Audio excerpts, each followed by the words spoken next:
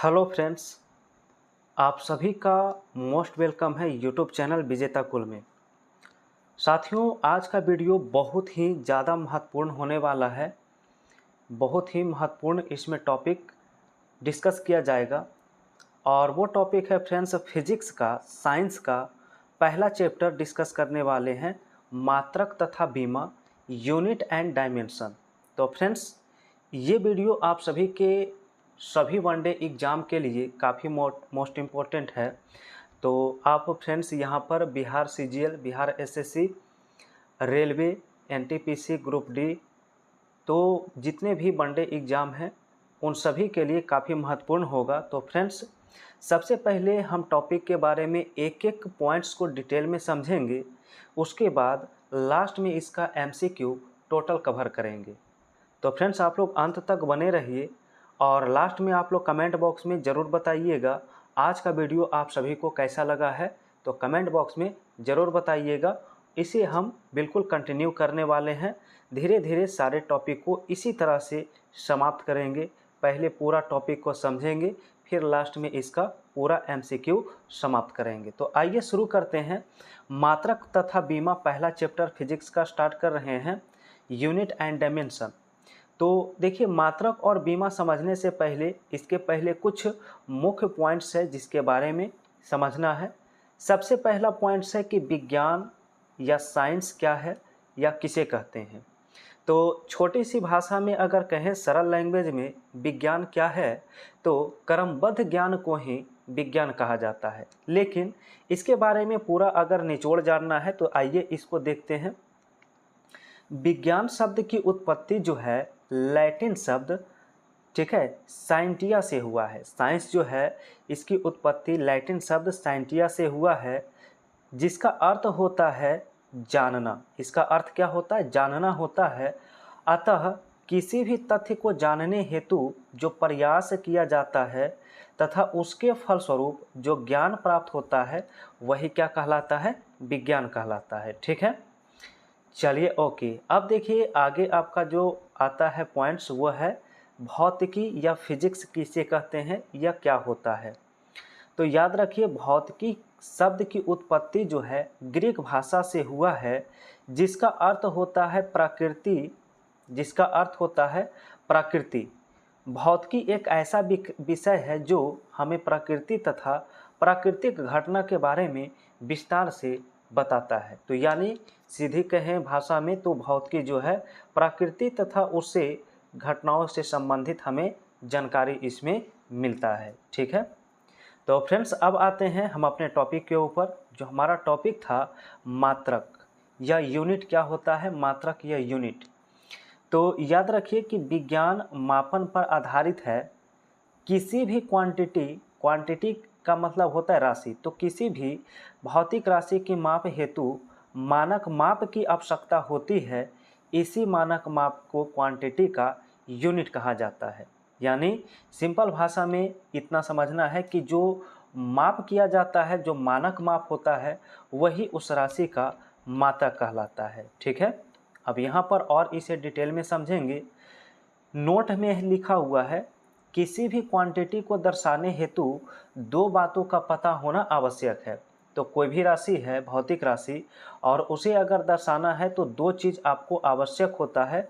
और वो दोनों चीज़ क्या है? तो पहला तो है कि यूनिट जिसमें क्वांटिटी को व्यक्त किया गया हो, ठीक है, वो चाहिए। और दूसरा संख्यांक, यानी कि वो नंबर चाहिए, वो संख्या चाहिए, जिससे पता चल सके कि क्वांटिटी में कितनी यूनिट जो है कितनी बार शामिल हुआ है। इसे एग्जाम्पल से समझना बहुत ही आसान होगा फ्रेंड्स। आप देखिए यहाँ एग्जाम्पल से बहुत ही आसानी से समझ सकते हैं। जैसे कलम की लंबाई को अगर दर्शाना है तो 10 सेंटीमीटर अगर लिखा हुआ है, तो देखिए इसमें दो चीज़ है। ये जो 10 लिखा हुआ है ये आपका न्यूमरल वैल्यू है, यानी ये तो संख्यात्मक मान हो गई। और सेंटीमीटर जो है ये एक मात्रक है इस राशि का, यानी लंबाई का मात्रक यहाँ पर सेंटीमीटर लिया गया है। ठीक है, इसी प्रकार से और भी बहुत सारे इसके एग्जाम्पल्स हो सकते हैं। ठीक है, चलिए ओके फ्रेंड्स, अब नेक्स्ट पॉइंट देखते हैं। हमारा अगला पॉइंट है भौतिक राशि किसे कहते हैं, फिजिकल क्वांटिटी क्या होता है। तो आइए इसके बारे में जानते हैं। भौतिक राशि जो होता है, तो भौतिक के नियम को जिन पदों में व्यक्त किया जाता है उसे भौतिक राशि कहा जाता है। और भौतिक राशि भी दो प्रकार के होते हैं। कितने प्रकार के? तो भौतिक राशि दो प्रकार के होते हैं, जिसमें पहला कहलाता है मूल राशि या बेसिक क्वांटिटी। मूल राशि को ही आधारी राशि भी कहा जाता है, इसे भी आप नोट कर सकते हैं। मूल राशि को ही आधारी राशि कहते हैं। अब आइए जानते हैं कि मूल राशि होता क्या है। तो याद रखिए, वैसी राशि जो स्वतंत्र अवस्था में रहता है उसे मूल राशि कहते हैं या आधारी राशि कहते हैं। जैसे लंबाई, द्रव्यमान, समय इत्यादि, ये सभी आपका क्या है, मूल राशि कहलाता है। और ये अपने आप में स्वतंत्र होता है, किसी के ऊपर ये डिपेंडेंट नहीं होता है। और इसी का अगला जो प्रकार है राशि का, दूसरा प्रकार कहलाता है व्युत्पन्न राशि या डिराइव्ड क्वांटिटी कहते हैं। अब ये क्या होता है? तो वैसी भौतिक राशि जो मूल राशि की सहायता से व्यक्त किया जाता है उसे ही व्युत्पन्न राशि कहते हैं।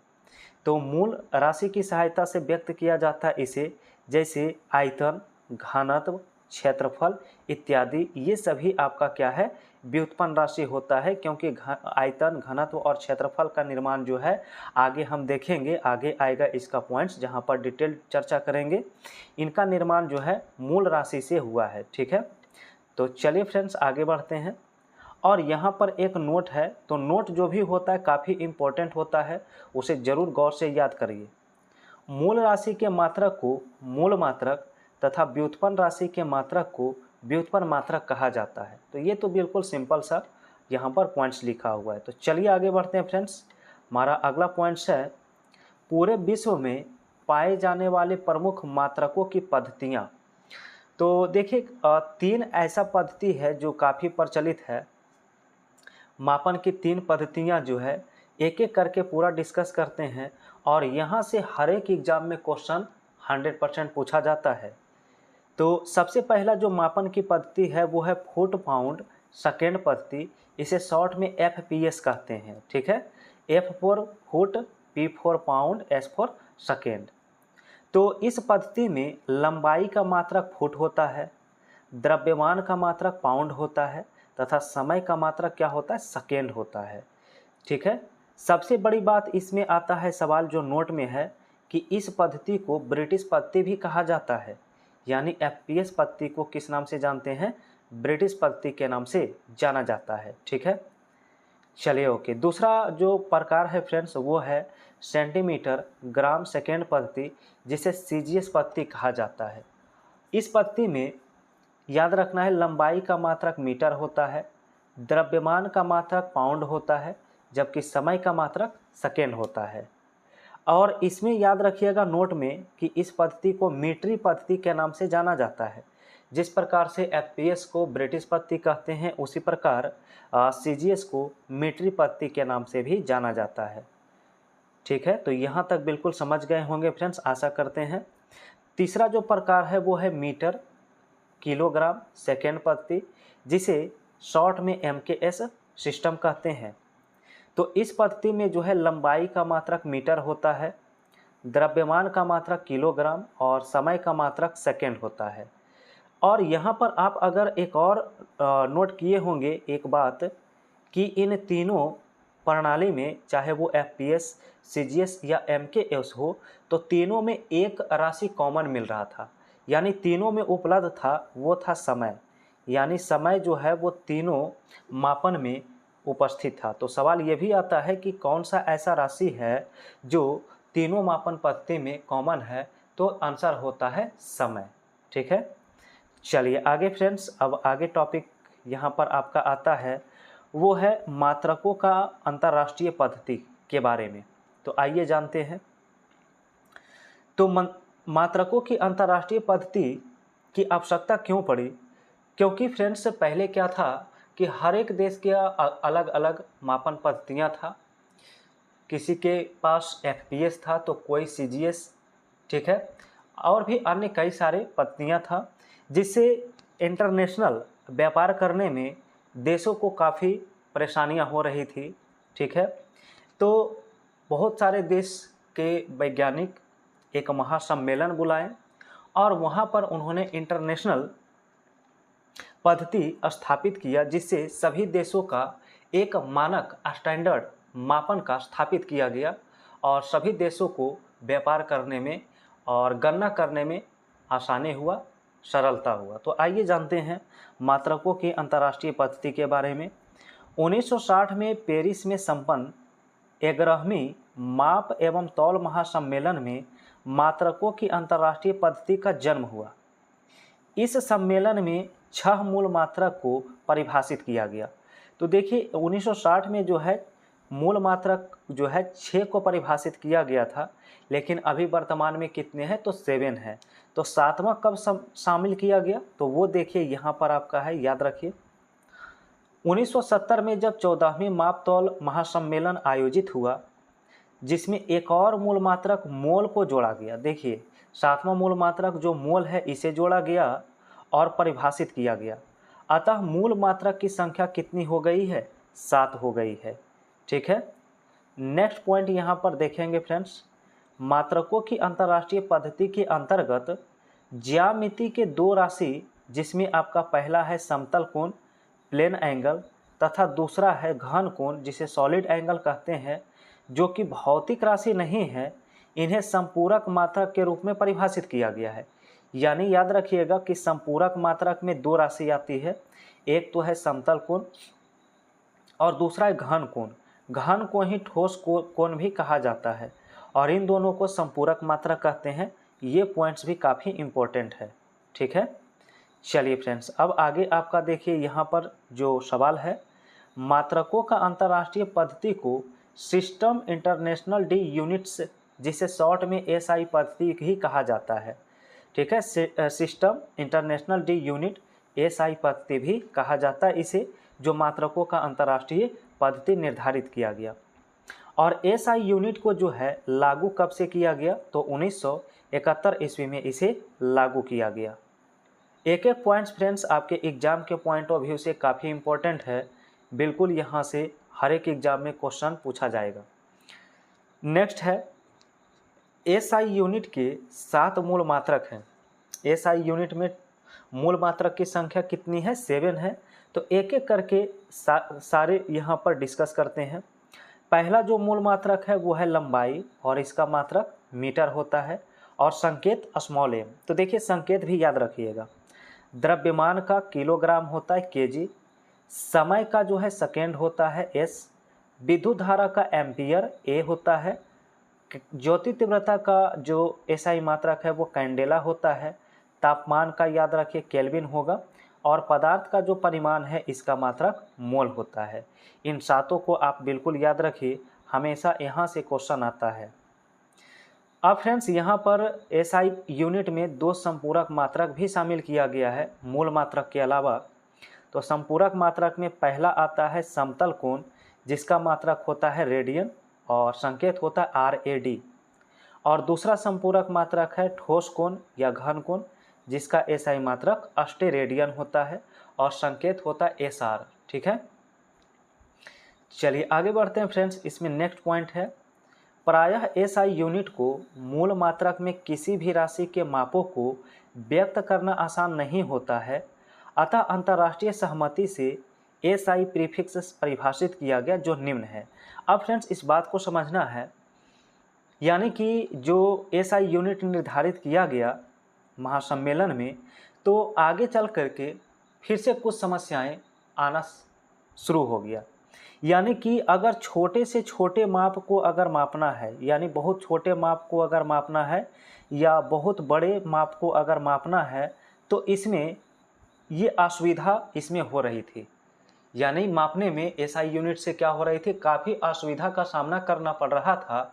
अगर छोटी से छोटी माप मापना हो या बड़ी से बड़ी माप मापना हो तो काफ़ी असुविधाएं इससे आ रही थी। तो इन्हीं असुविधाओं को दूर करने के लिए फिर से वैज्ञानिकों ने, देशों ने महासम्मेलन बुलाया और वहाँ पर देखिए क्या निर्धारित किया है, तो SI प्रीफिक्स यानी SI प्रीफिक्स यहाँ पर परिभाषित किया गया जो निम्न है, निम्नलिखित है, वो यहाँ पर देखिए। तो यहाँ पर वैल्यू भी याद रखिएगा 10 के पावर -3 होता है, इसे मिली कहा जाता है। माइक्रो जो होता है 10 के पावर -6 होता है। नैनो इससे भी छोटा होता है 10 के पावर -9। पिको होता है 10 के पावर -12। फेम्टो 10 के पावर -15 और एटो जो होता है 10 के पावर -18। तो ये छोटा से छोटा वैल्यू को भी ज्ञात करने में बहुत ही आसानी से ये सहायक हुआ। तो अब क्या है कि छोटी से छोटी राशि भी माप सकते हैं और बड़ी से बड़ी राशि भी माप सकते हैं। उसका देखिए यहाँ पर आपका दिया है, जैसे किलो जो होता है 10 के पावर यानी 10 के घात के रूप में इसे सजाया गया है। मेगा को 10 के पावर 6 और गीगा को 10 के पावर 9, टेरा को 10 के पावर 12 और पेटा को 10 के पावर 15 और एक्सा को 10 के पावर 18 के रूप में परिभाषित किया गया है। ठीक है, तो फ्रेंड्स ये आपका है 10 का जो प्रीफिक्स बनाया गया है वो यहाँ पर कभी तो एग्जाम में डायरेक्ट ही यहाँ पर वैल्यू दिया जाता है और पूछा जाता है कि जैसे 1 टेरा में कितना होता है या 10 के पावर -9 को क्या कहा जाता है।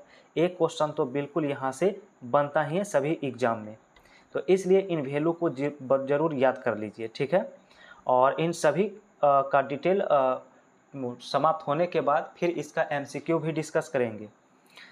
चलिए फ्रेंड्स, तो पहला तो हमारा मात्रक समाप्त हो गया, मूल मात्रक। अब चर्चा होगी दूसरे मात्रक की। दूसरा मात्रक कहलाता है व्युत्पन्न मात्रक, जिसे डिराइव्ड यूनिट कहते हैं। तो व्युत्पन्न मात्रक क्या है? तो व्युत्पन्न मात्रक को मूल मात्रक के पदों में व्यक्त किया जाता है, या कह सकते हैं कि व्युत्पन्न मात्रक का निर्माण मूल मात्रक की सहायता से होता है। जैसे फॉर एन एग्जाम्पल, जैसे हमने अगर लिखा वेग, तो वेग बराबर क्या होता है? विस्थापन बटा समय होता है, विस्थापन बटा समय। और विस्थापन का जो SI मात्रक होता है मीटर और समय का सेकेंड। इसे आप लिखेंगे तो मीटर पर सेकेंड, और मीटर जो है ये लंबाई का मात्रक है, सेकेंड जो है वो समय का मात्रक है। तो लास्ट में आप देखेंगे कि लंबाई और समय ये दोनों मूल मात्रक है। तो अतः हम कह सकते हैं कि जो व्युत्पन्न मात्रक होते हैं वो मूल मात्रक के पदों में व्यक्त किया जाता है। जैसे और भी यहाँ पर एग्जाम्पल्स है, बल बराबर क्या होता है? द्रव्यमान गुना त्वरण, और द्रव्यमान का SI इकाई kg, जबकि त्वरण का मीटर पर सेकेंड स्क्वायर होता है। इसी को लिख सकते हैं kg मीटर पर सेकेंड स्क्वायर, या फिर इसी को न्यूटन कहा जाता है। तो बल का SI मात्रक न्यूटन भी होता है। ठीक है, तो फ्रेंड्स अभी इन सभी को आगे हम बिल्कुल डिस्कस करेंगे डिटेल में जब हम डायमेंशन पढ़ेंगे। ठीक है, और धीरे धीरे जैसे जैसे सारा टॉपिक आते जाएगा बिल्कुल आपका सूत्र फार्मूला सारा चीज़ क्लियर होते जाएगा, और नॉमरिकल भी हम डिस्कस करेंगे। ठीक है, धीरे धीरे सारा क्वेश्चन डिस्कस करेंगे।